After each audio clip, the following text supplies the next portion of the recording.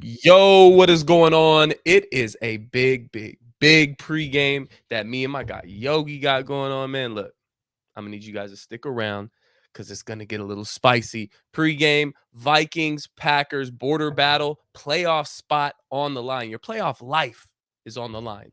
Let's get it going. Skull to the bowl. Whole lot of skull gang on this one. Yeah. Hey. Skull gang, skull gang, skull gang, skull gang, skull gang, skull gang, skull gang.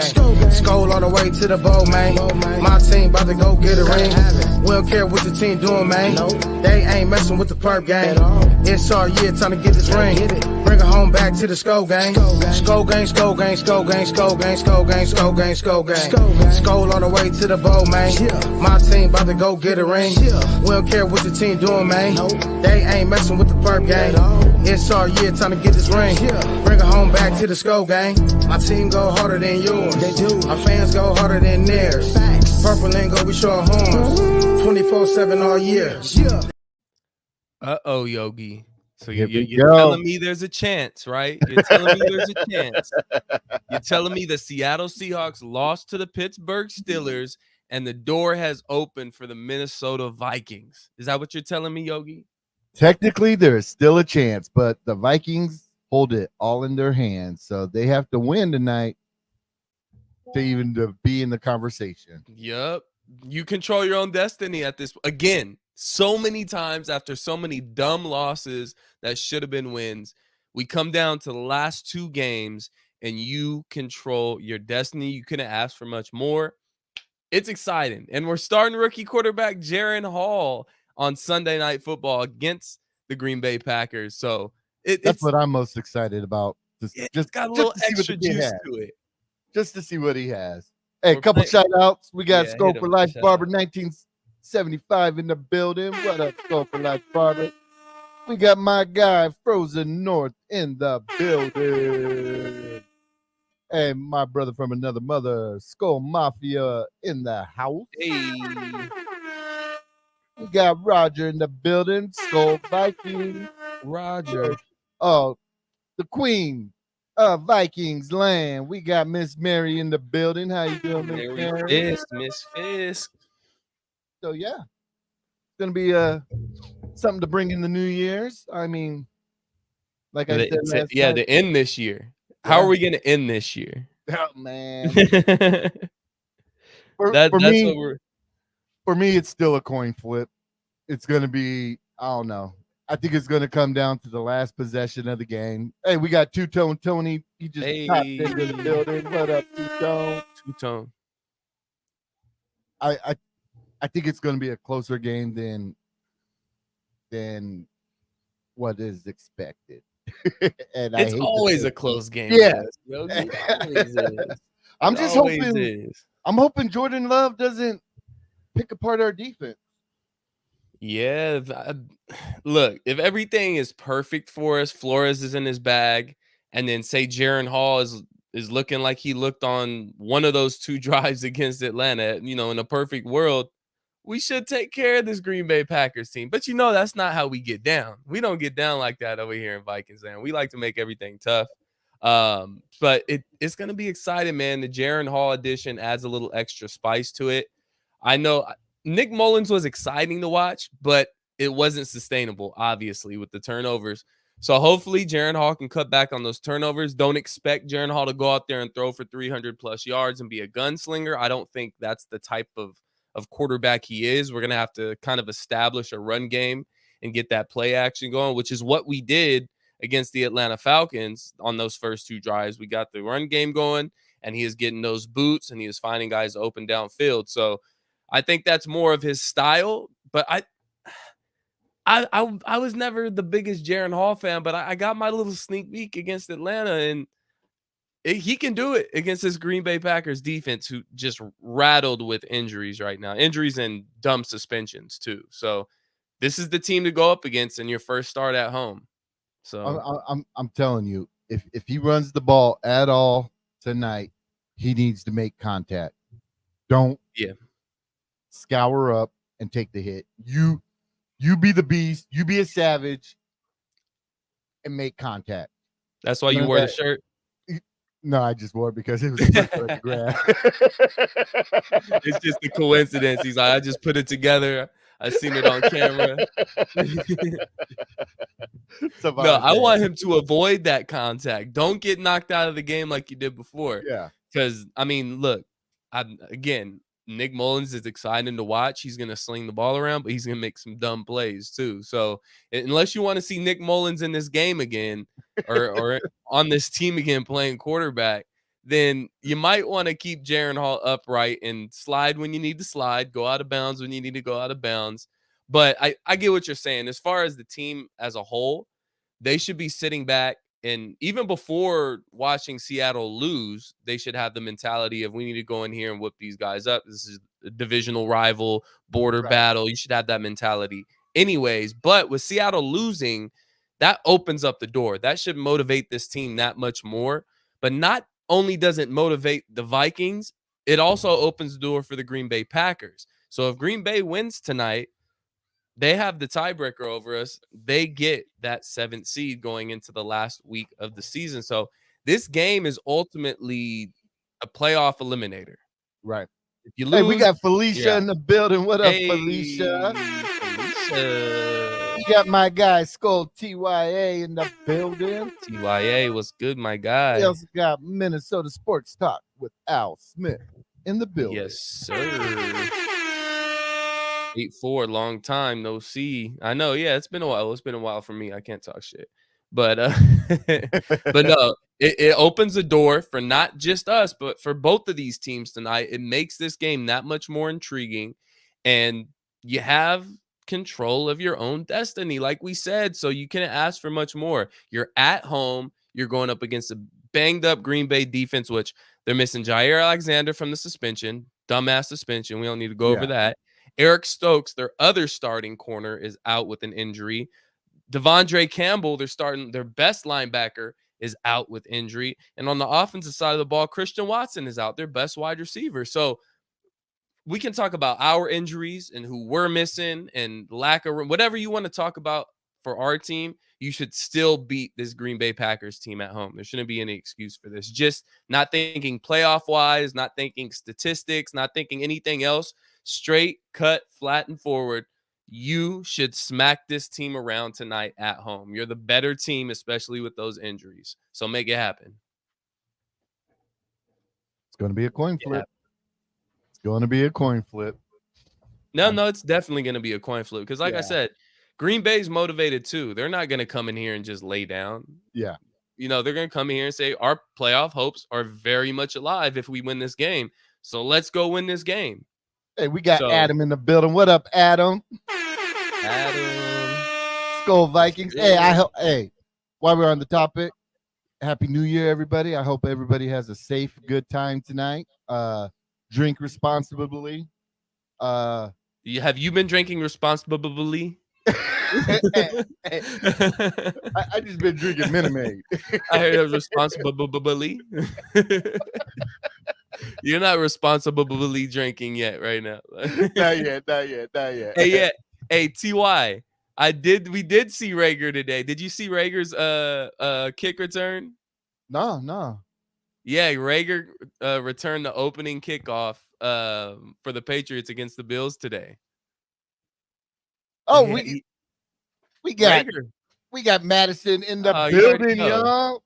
You already know, my guy. I bet the over tonight. Bet the over on yards. From my guy. But no, yeah, Rager returned the opening kickoff against the Bills. So shout out Rager. He had his career-defining moment. Shout out to him.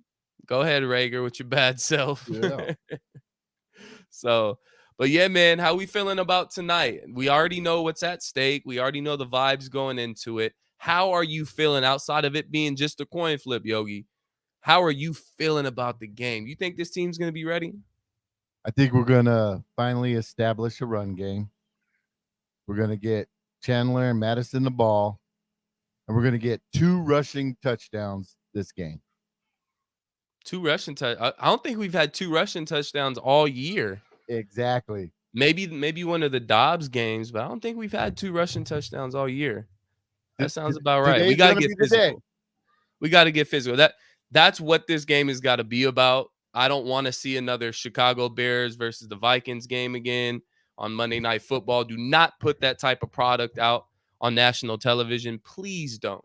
Please don't. So I think we're going into this game with an attitude of, again, we have an opportunity to control our own destiny and make the playoffs. It starts tonight. Let's take care of our divisional rivals. I think we do get the run game going. You got to be physical in the trenches. You got to win in the trenches, plain and simple. One thing that I saw from the first game is that pass rush wise, Green Bay was getting after it. Kirk was doing his thing. He was dealing. We were up, 24-3 until they started kind of getting back into the game. But they were getting after it pass rush wise. If Kirk wasn't back there, we would have been in trouble.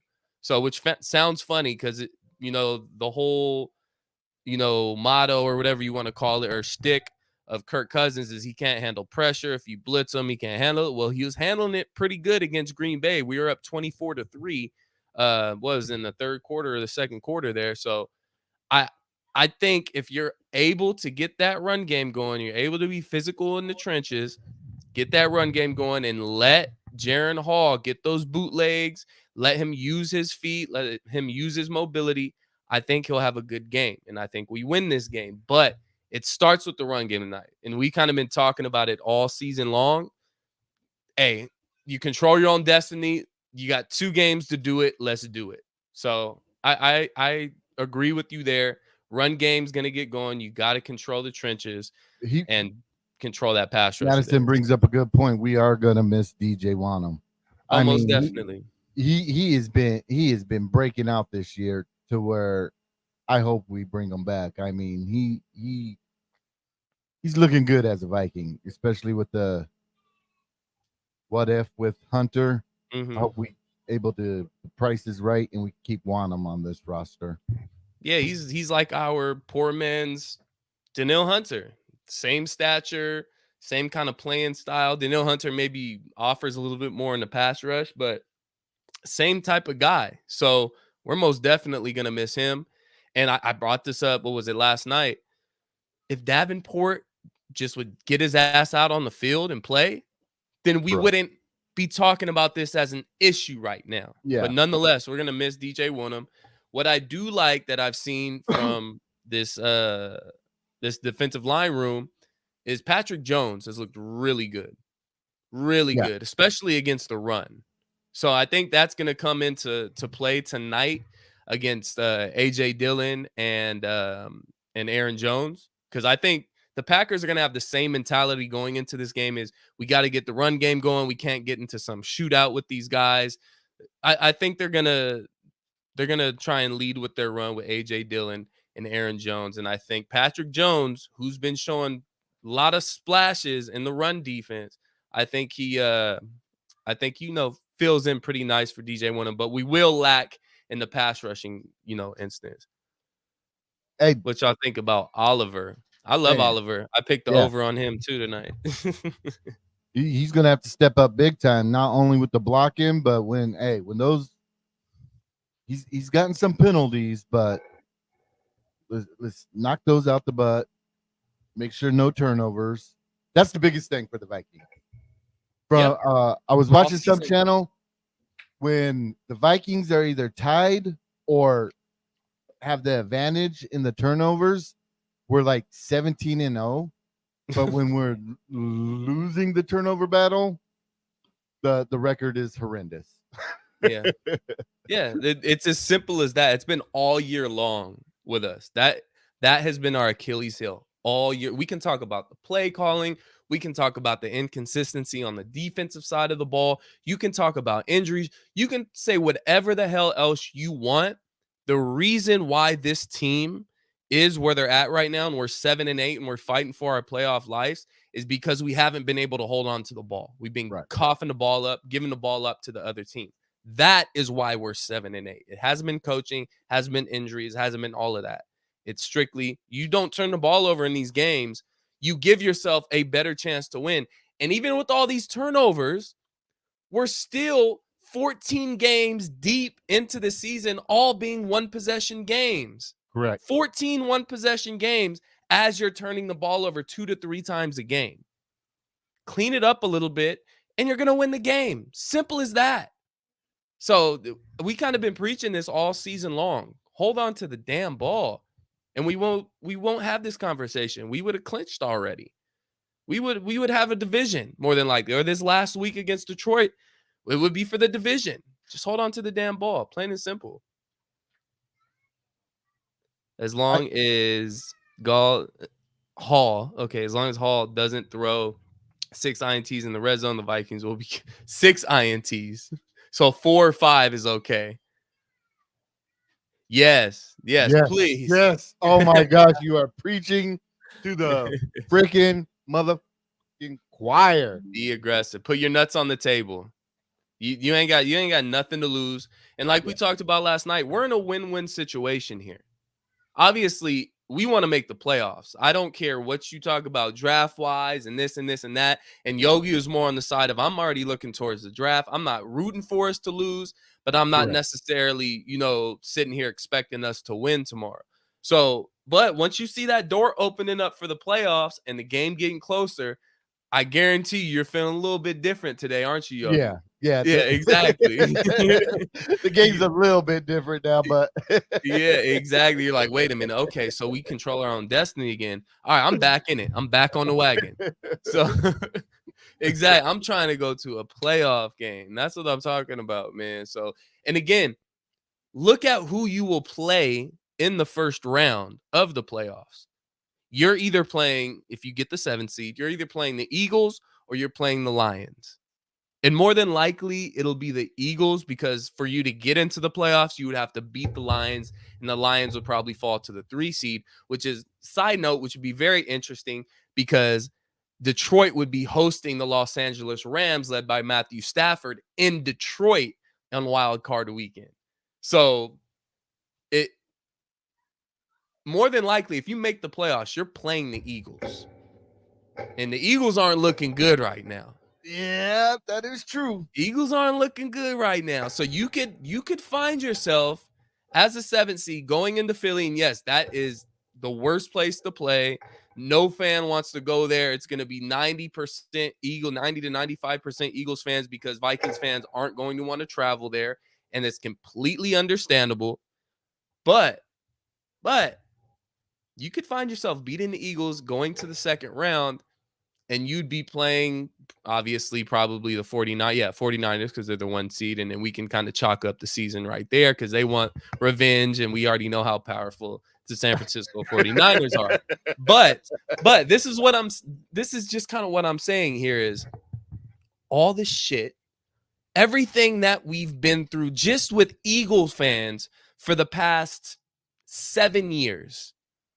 How much hate we have built up for that fan base and for that coach and for that organization. Nothing would make me feel better than knocking the Philadelphia Eagles out in the playoffs in Philadelphia when they felt like they could have a chance to win the Super Bowl. That's why I want to go to the playoffs, because you have that opportunity to do it to a team that you fucking hate. So go to the playoffs, go to Philly, and whoop the Eagles' ass. That's what I want this season, and I'll chalk it up as a dub if we do it. Hey, it's very doable. It is very doable. It's there. I'm speaking it into existence. Make the playoffs, play the Eagles in the first round, and see what happens.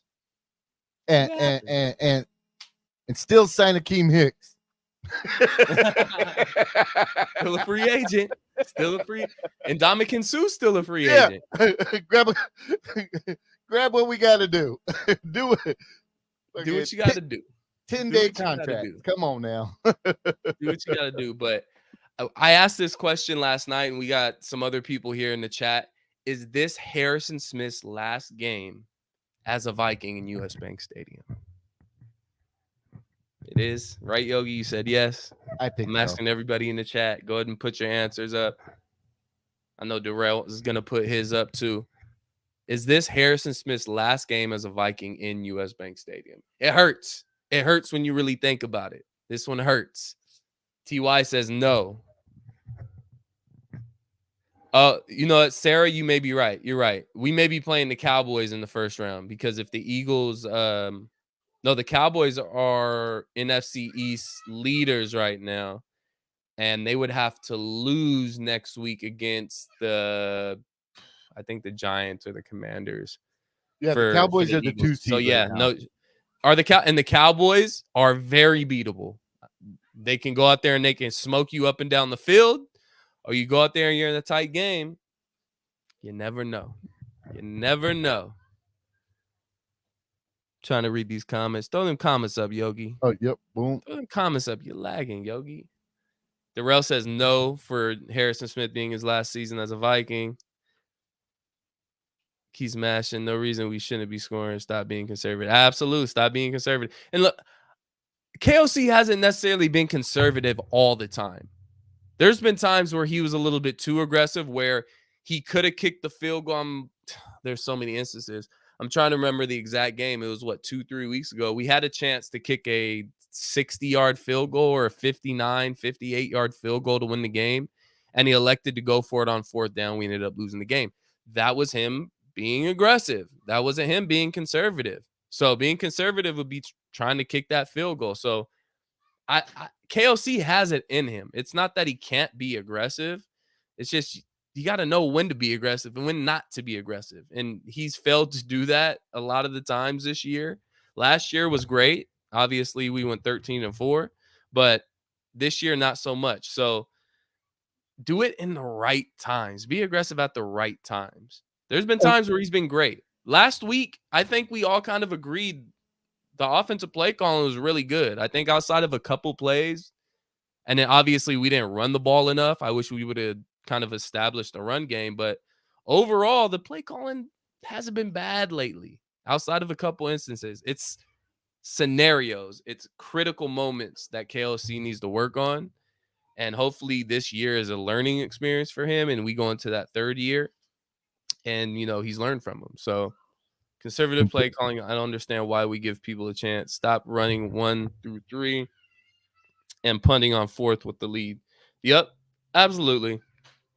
I agree. We didn't do that the last couple of games, though. Hey, we got D Woods in the building. And just in case I forgot, shout out to Jacob in the building. Thank you for tapping in. Thank you. Just a quick thing. Hey, this link at 7:00, Rap is having a watch party over on Purple Pocket Podcast, so be sure to tap in.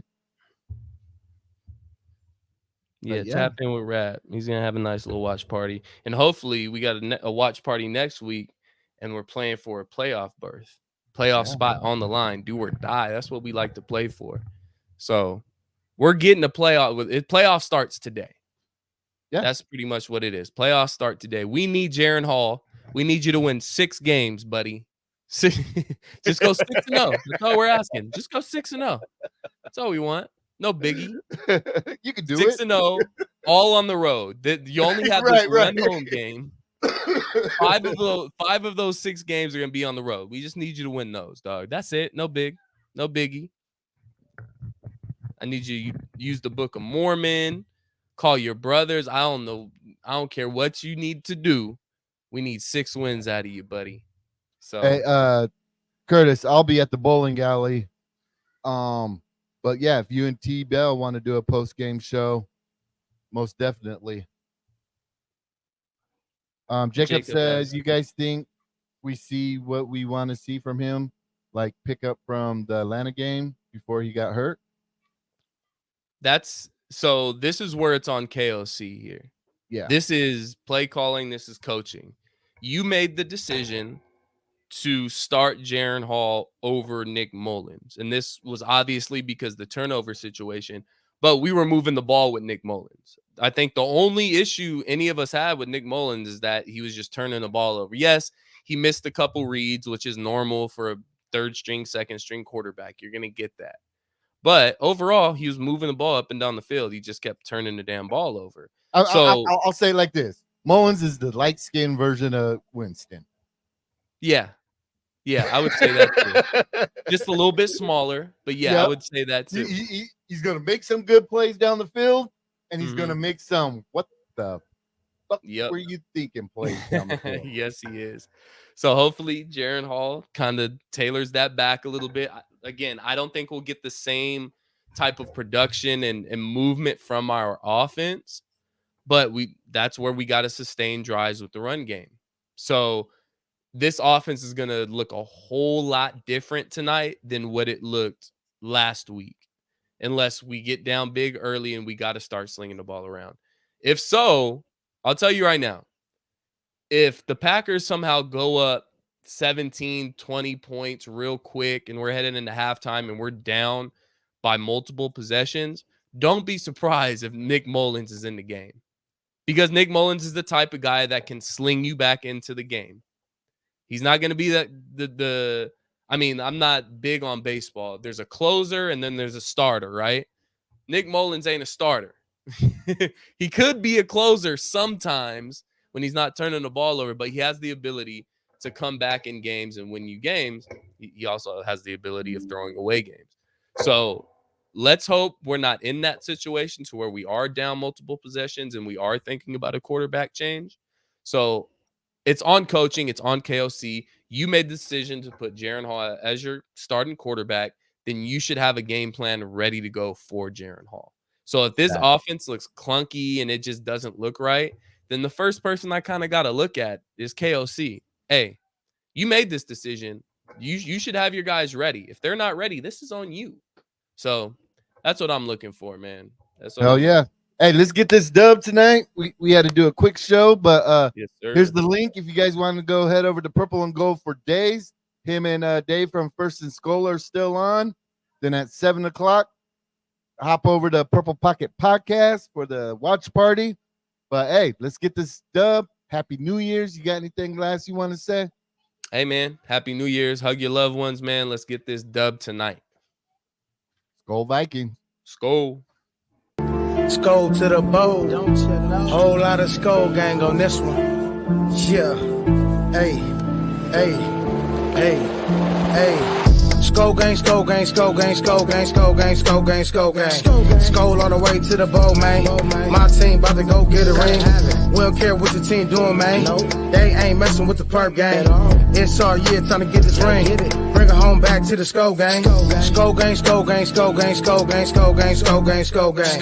Skol all the way to the bowl, man. My team about to go get a ring. We don't care what the team doing, man. They ain't messing with the perp gang. It's our year, time to get this ring. Bring it home back to the Skol gang. My team go harder than yours. They do. Our fans go harder than theirs. Purple and Gold, we show horns.